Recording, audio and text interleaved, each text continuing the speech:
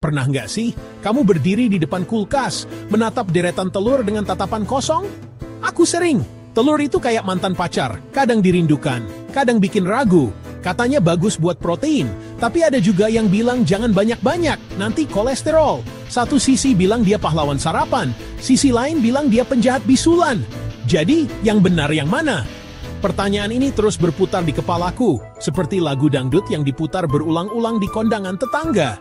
Rasanya mengganggu, tapi bikin penasaran juga. Aku ini orangnya gampang penasaran, apalagi sama hal-hal yang jawabannya simpang siur. Kalau ada dua pendapat yang bertentangan, instingku langsung menyala. Aku harus cari tahu sendiri. Apa benar makan telur setiap hari itu berbahaya? Atau justru sebaliknya, ini adalah jalan ninja menuju tubuh yang lebih sehat dengan cara yang murah meriah. Aku membayangkan diriku menjadi seorang ilmuwan gila di laboratorium dapurku sendiri. Subjek penelitiannya? Tentu saja diriku sendiri. Maka, lahirlah sebuah ide gila. Sebuah tantangan pribadi yang terdengar sederhana, tapi sebenarnya butuh komitmen. Eksperimen telur 30 hari. Aturannya simple. Makan 2 butir telur setiap hari, selama 30 hari berturut-turut. Mau direbus, digoreng, diorak-arik, atau bahkan dicampur ke mie instan. Yang penting 2 butir telur masuk ke sistem pencernaanku. Kenapa harus telur? Pertanyaan bagus. Jawabannya sebenarnya campuran antara alasan logis dan, ya, sedikit kemalasan.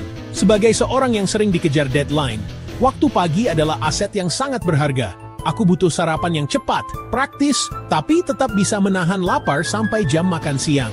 Nasi uduk memang enak, tapi proses mencarinya kadang lebih lama dari proses makannya. Roti dengan selai, terlalu manis dan bikin cepat lapar lagi. Disinilah telur muncul sebagai pahlawan. Cukup pecahkan, goreng sebentar, dan selesai. Prosesnya tidak lebih dari 5 menit. Efisiensi ini sangat menarik bagi jiwaku yang mageran. Alasan kedua adalah soal biaya. Mari kita jujur. Di tengah kenaikan harga berbagai kebutuhan pokok, telur tetap menjadi salah satu sumber protein hewani yang paling ramah di kantong. Dengan harga yang relatif murah, aku bisa mendapatkan asupan gizi yang lumayan lengkap. Minggu pertama adalah fase adaptasi. Tubuhku sepertinya agak kaget. Loh, kok tumben sarapannya serius begini? Biasanya, pagi hari aku hanya diisi dengan segelas kopi hitam dan beberapa lembar keripik sisa semalam. Sekarang, tiba-tiba ada 2 butir telur yang mendarat dengan gagah berani. Efek pertama yang kurasakan adalah kenyang lebih lama. Ini berita bagus. Aku tidak lagi merasakan serangan lapar brutal sekitar jam 10 pagi. Produktivitasku sedikit meningkat karena tidak terdistraksi oleh suara perut yang keroncongan. Namun, ada juga efek samping yang sedikit aneh. Selama 3 hari pertama, aku merasa sedikit kembung. Rasanya seperti ada balon kecil yang mengembang di dalam perutku. Tidak sampai sakit, tapi cukup untuk membuatku merasa kurang nyaman saat duduk terlalu lama. Aku mulai curiga. Apakah ini pertanda tubuhku menolak telur? Aku hampir menyerah dan berpikir, mungkin eksperimen ini adalah ide yang buruk. Aku membaca beberapa artikel, dan ternyata ini bisa jadi reaksi normal dari sistem pencernaan yang sedang beradaptasi dengan peningkatan asupan protein dan lemak dari biasanya. Jadi, aku memutuskan untuk lanjut. Perubahan lain yang kusadari adalah rutinitas pagiku menjadi lebih terstruktur. Karena harus menyiapkan telur setiap pagi, mau tidak mau aku harus bangun sedikit lebih awal. Tidak ada lagi drum memegang tombol snooze spurs ala Kelly. Memasuki minggu kedua, sesuatu yang menarik mulai terjadi. Aku menyebutnya ledakan energi pagi. Biasanya, aku butuh sekitar 1-2 jam setelah bangun untuk benar-benar nyala. Otakku masih dalam mode loading, seperti komputer Pentium lama yang membuka banyak program sekaligus. Sekarang, sekitar 30 menit setelah sarapan telur, aku merasa lebih waspada, lebih siap menghadapi hari.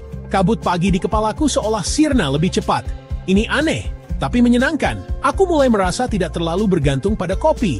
Dulu, kopi adalah napas pagiku. Tanpa kopi, aku seperti zombie berjalan tanpa arah. Sekarang aku masih minum kopi, tapi lebih karena menikmati rasanya, bukan karena butuh tendangan kafein. Energi dari sarapan telur terasa stabil dan tahan lama. Bukan seperti energi dari gula atau kafein yang naik cepat lalu turun drastis dan bikin lemas. Energi dari telur terasa seperti bahan bakar diesel. Pelan, stabil, kuat. Aku bisa fokus menulis lebih lama tanpa gelisah. Perubahan ini juga memengaruhi moodku. Jadi aku tidak gampang cranky atau marah pagi hari. Saat rasa penasaranku memuncak, aku memutuskan untuk menyelam lebih dalam ke dunia nutrisi telur. Aku menemukan satu kata yang jarang ku dengar sebelumnya.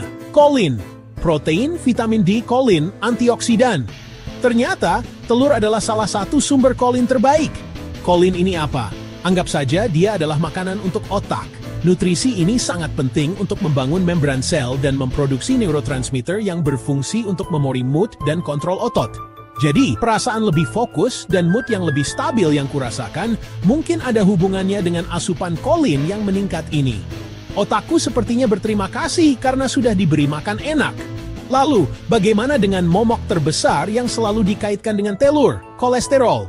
Sejak kecil, kita sering ditakut-takuti, jangan makan telur banyak-banyak, nanti kolesterolmu tinggi.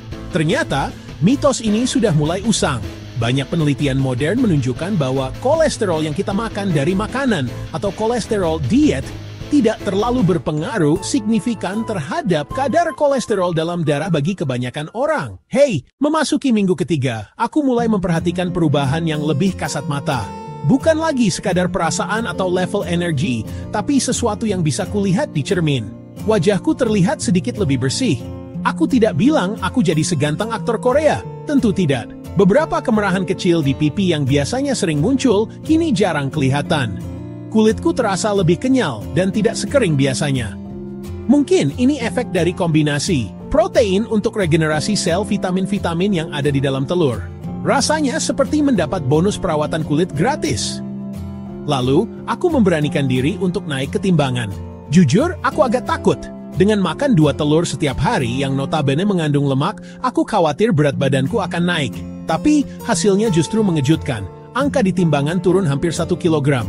Bagaimana bisa? Setelah kupikir-pikir, ini masuk akal. Sarapan telur membuatku kenyang sangat lama, jadi aku tidak punya hasrat untuk ngemil di antara jam makan. Di antara semua perubahan yang terjadi, ada satu kejutan yang sama sekali tidak pernah kubayangkan. Ini terjadi sekitar hari ke-25. Saat sedang keramas, aku sadar sesuatu. Rambutku tidak rontok sebanyak biasanya. Biasanya, setelah keramas, ada gumpalan rambut kecil yang menyumbat saringan pembuangan air. Tapi kali ini, jumlahnya jauh lebih sedikit. Rambutku juga terasa lebih kuat dan tidak mudah patah saat disisir. Rasanya lebih tebal dan terlihat lebih berkilau. Aku sampai bertanya pada diri sendiri, ini efek sampo baru atau efek telur? Aku tidak ganti sampo. Jadi, satu-satunya variabel baru dalam hidupku adalah telur. Aku kembali membuka laptop dan mencari tahu. Telur adalah sumber biotin, vitamin B7, protein yang sangat baik. Kedua nutrisi ini adalah komponen kunci untuk kesehatan rambut dan kuku. Protein, terutama keratin, sementara biotin membantu dalam produksi keratin tersebut. Dengan rutin mengonsumsi telur, aku memberikan bahan bangunan super untuk rambutku. Ini benar-benar sebuah pencerahan. Tidak hanya rambut, aku juga memperhatikan kukuku. Kukuku dulu rapuh dan mudah patah. Minggu keempat terasa seperti putaran terakhir. Garis finish sudah di depan mata. Jujur, ada sedikit rasa bosan yang muncul kembali. Setiap pagi bertemu telur lagi. Aku harus semakin kreatif dalam mengolahnya. Aku mencoba membuat shakshuka. Aku mencoba membuat telur dadar gulung ala Korea.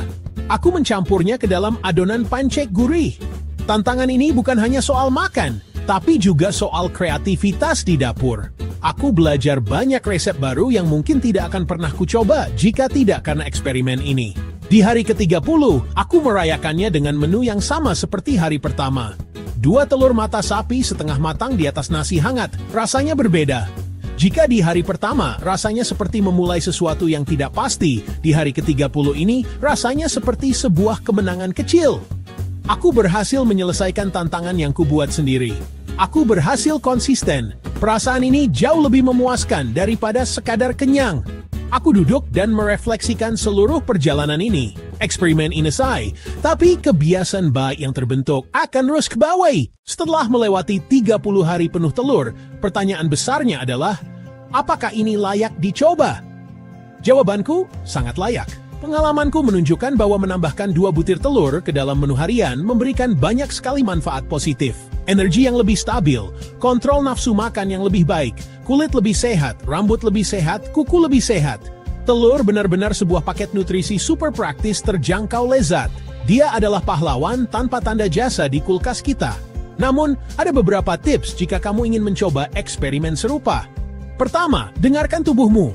Pengalaman setiap orang bisa berbeda. Jika kamu merasa ada efek negatif yang signifikan, seperti alergi atau masalah pencernaan yang tidak kunjung hilang, jangan dipaksakan. Mungkin tubuhmu punya cerita yang berbeda. Kedua, jadilah kreatif. Jadi, haruskah kamu makan 2 telur setiap hari?